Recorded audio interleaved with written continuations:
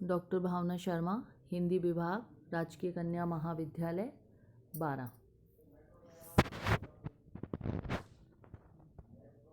BA प्रथम वर्ष की छात्राओं के साथ पुनः आज हम पढ़ेंगे मुंशी प्रेमचंद की कहानी शतरंज के खिलाड़ी। पहले हमने बीए प्रथम वर्ष में पिछली कक्षा में बंग महिला की दुलाई वाली कहानी के बारे में पढ़ा था।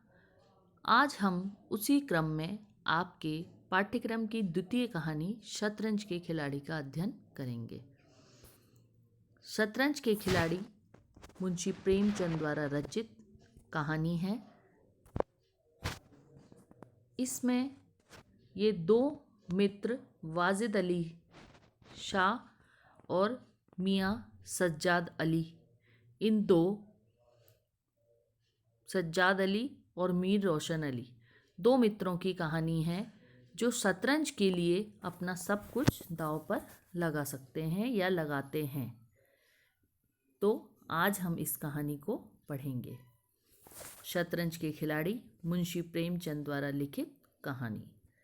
वाजिद अली शाह का समय था। लखनऊ विलासिता के रंग में डूबा हुआ था। छोटे बड़े अमीर गरीब सभी विलासिता में डूबे हुए थे। कोई नृत्य, कोई गान, कोई मजलिस सजाता था तो कोई अफीम की पीनक ही के मजे लेता था। जीवन के प्रत्येक विभाग में आमोद प्रमोद को प्राधान्य था। शासन विभाग में, साहित्य क्षेत्र में, सामाजिक व्यवसाय में, कला कौशल में, उद्योग धंधों में, आहार विहार में सर्वत्र विलासिता व्याप्त हो रही थी। कर्मचारी विषय वासना में, कविगण प्रेम में और विरह के वर्णन में, कारीगर कला बत्तू और चिकन बनाने में, व्यवसायी सुर में, इत्र मिस्सी और उबटन का रोजगार करने में लिप्त थे। अर्थात क्या मतलब हुआ? सभी व्यक्ति अपने अपने काम में डूबे हुए थे। सभी की आंखों में विलासिता का मद छाया हुआ था। संसार में क्या हो रहा है इसकी किसी को खबर न थी। बटेर लड़ रहे हैं। तीतरों की लड़ाई के लिए पाली बधी जा रही है। कहीं चौरस बिछी हुई है। पौ 12 का शोर मचा हुआ है। कहीं शतरंज का घोर संग्राम छिड़ा हुआ है। राजा से लेकर रंक तक इसी धुन में मस्त थे। यहाँ तक कि फकीरों को पैसे मिलते तो वे रोटियां न लेकर अफीम खाते व मदक पीते। शतरंज, ताश,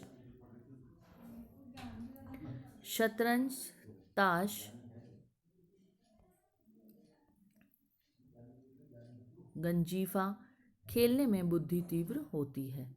विचार शक्ति का विकास होता है। पेचीदा मसलों को सुलझाने की आदत पड़ती है। ये दलील जोर के साथ पेश की जाती है। इस संप्रदाय के लोगों से दुनिया अब भी खाली नहीं है। इसलिए अगर मिर्जा सज्जद अली और मीर रोशन अली अपना अधिकांश समय तीव्र बुद्धि करने में व्यतीत करते थे तो किसी विचारशील पुरुष को क्या आपत्ति हो सकती थी। दोनों के पास मौरूसी जागीर थी। जीविका की कोई चिंता न थी। घर बैठे चकोतियाँ करते, आखिर और करते ही क्या। प्रातःकाल दोनों मित्र नाश्ता करके बिसात बिछाकर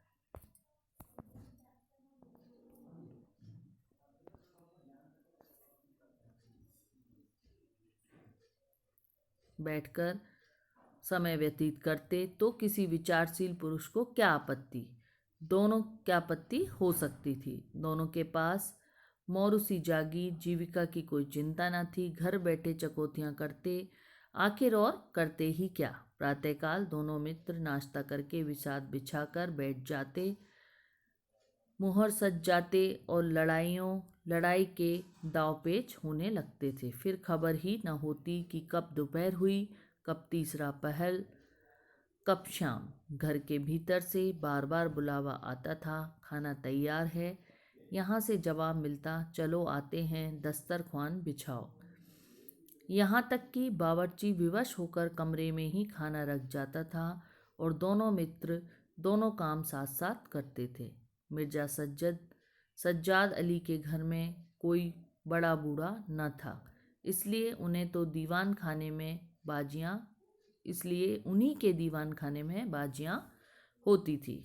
मगर यह बात न थी कि मिर्ज़ा के घर के और लोग उनके व्यवहार से खुश हों। घरवाली का तो कहना ही क्या, मोहल्ले वाले, घर के नौकर चाकर तक नित्य द्वेषपूर्ण टिप्पणी किया करते थे। बड़ा मनूस खेल है, घर को तबाह कर देता है, खुदा न करे किसी को इसकी चाट पड़े। आदमी दीन दुनिया किसी के काम का नहीं रहता, न घर का न घाट का। बुरा रोग है। यहाँ तक कि मिर्ज़ा की बेगम इससे इतना द्वेष था कि अवसर खोज खोज कर पति को लताड़ती थी। इसका मतलब क्या हुआ बच्चों, कि कोई भी खेल अति से ज़्यादा बुरा होता है। तो इसके लिए उनके शतरंज से सारी दुनिया परेशान थी और उनकी पत्नी मौका पाते ही उनको हर समय लड़ती झगड़ती थी। पर उन्हें इसका अवसर मुश्किल से मिलता था। वह सोचती रहती, तब तक उधर बाजी बिछ जाती और रात को जब वो सो जाती तब कहीं मिर्जा जी भीतर आते। हाँ, नौकरों पर वह बहुत गुस्सा उतारती थी। क्या पान मांगे हैं, कह दो, आकर ले जाएं। खाने की भी फुर्सत नहीं है, ले जाकर खाना सिर पर पटक दो। चाहे खाएं चाहे कुत्तों को खिलावें। पर रूबरू वह कुछ ना कह सकती थी। उनको अपने पति के उतला मलाल न था जितना मीर साहब से। उन्होंने उनका नाम मीर बिगाड़ू रख छोड़ा था। शायद मिर्जा जी अपनी सफाई देने के लिए सारा इल्ज़ाम मीर साहब के सिर पर थोप देते थे। एक दिन बेगम साहिबा के सिर में दर्द होने लगा। उन्होंने लौंडी यानी कि उनकी सेवादार जो थी उससे कहा, जाकर मिर्जा साहब को बुला लो, किसी हकीम के यहाँ से दवा ले आएं, दौड़ जल्दी कर। उसने जाकर मिर्जा से कहा, चल अभी आती हूँ। बेगम का मिजाज गर्म था। इतनी ताव कहाँ कि उनके सिर में दर्द हो और फिर पति शतरंज खेलता रहे। चेहरा सुर्ख हो गया। लौंडी ने जाकर कहा, अभी चलिए, नहीं तो आप ही हकीम के यहाँ चली जाएंगी। मिर्जा जी बड़ी दिलचस्प बाजी खेल रहे थे।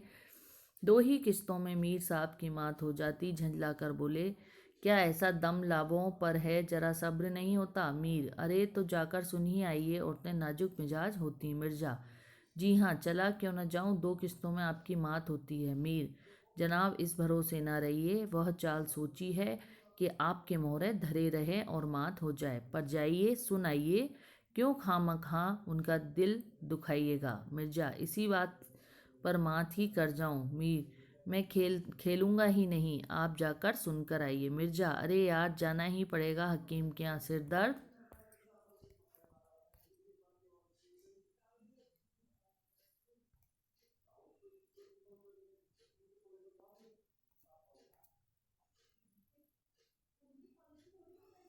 मिर्जा, अरे यार, जाना ही पड़ेगा हकीम के यहाँ, सिर दर्द खाक नहीं है, मुझे परेशान करने का बहाना है।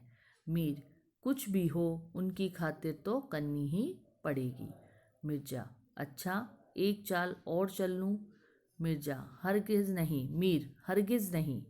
जब तक आप सुन ना आवेंगे मैं मोहरों में हाथ न लगाऊंगा।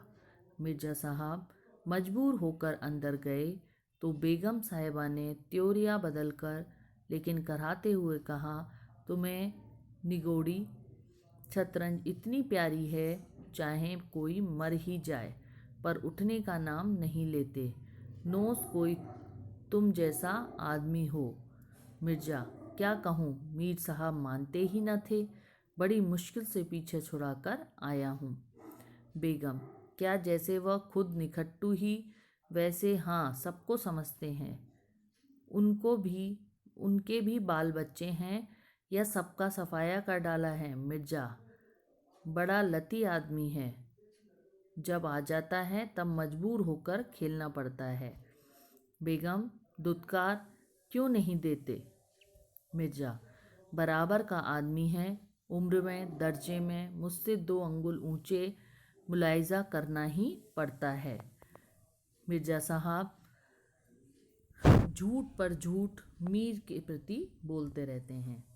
तो आज हमने कहानी मुंशी प्रेमचंद जी की शतरंज के खिलाड़ी कहानी का प्रारंभ का अध्ययन किया। इसमें 2 मित्र मिर्ज़ा और मीर, उनकी बातें और उनके शतरंज के खेल के प्रति लगाव अपन ने पढ़ा, और इसमें किस तरीके से वो मीर के ऊपर उसकी पत्नी के सिरदर्द होने पर खुद नहीं उठता, लेकिन सारा इल्ज़ाम वह मीर के सर पर रख देता है और सारी गलती उसी के माथे मढ़ देता है और अपनी पत्नी के सामने, अपनी बेगम के सामने भला बनने की कोशिश करता है। तो अभी तक हमने इस कहानी को यहाँ तक पढ़ा। अब आगे की कहानी इसी क्रम में पुनः हम अगले लेक्चर में पढ़ेंगे। अगली कक्षा में अपन शतरंज के खिलाड़ी का दूसरा पार्ट पढ़ेंगे। धन्यवाद।